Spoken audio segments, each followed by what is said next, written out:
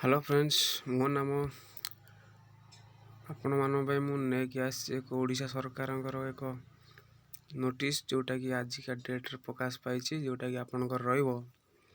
विद्यालय और गणशिक्षा विभाग डिपार्टमेंट रहिबो आपनकर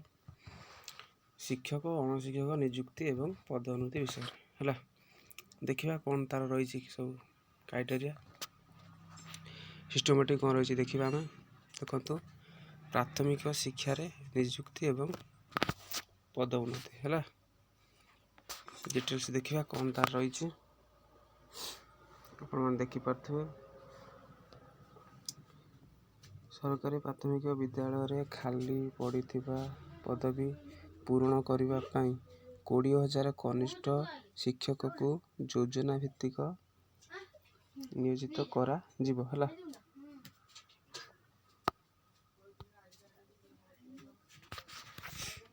एवं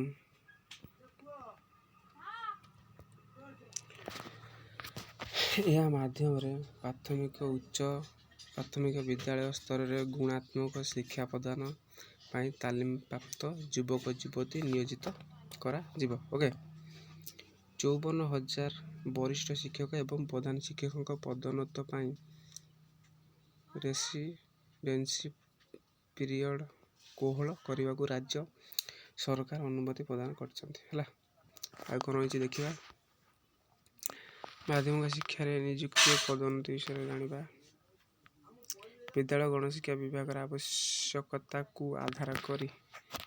7,500 देखिपे 40 जन सरकारी माध्यमिक शिक्षक नियुक्ति निमंते ओडिशा स्टाफ सिलेक्शन कमिशन और SSCD माध्यम विज्ञप्ति प्रकाशित होइछि है। राज्य थिबा सरकारी माध्यमिक विद्यालय गुड़िक शिक्षक अभाव समस्या दूर करने को 6,025 LTR छुट्टी और प्रतिक्षण संख्याचित पदवी संरक्षित पदवी शिक्षक पदवी सृष्टि करा जाय और सिलेक्शन कमिशन माध्यम नियुक्ति प्रक्रिया आरंभ करा जाय। मोट उपर कहया कथा हूँ देखु डिटेल्स आप पढ़ी देखिए है। मोट कथा हूँ जो सरकारी प्राथमिक विद्यालय देखिपे खाली पड़ता पदवी पूरण करने 20,000 कनिष्ठ शिक्षक को योजना भित्तिक नियोजित करा जीवो एवं यह माध्यम प्राथमिक उच्च प्राथमिक विद्यालय स्तर में गुणात्मक शिक्षा प्रदान करा जाए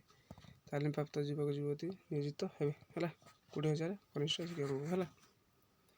एवं 54,000 वरिष्ठ शिक्षक प्रधान शिक्षकों पदोन्नति है रेसिडेंसी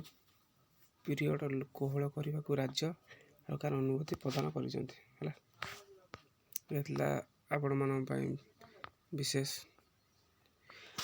खबर वीडियो भल लगे लाइक करें चैनल सब्सक्राइब करें बेल घंटी दबाइए सब नोटिफिकेशन पाइबे। मंदे उत्कल जनन थैंक यू।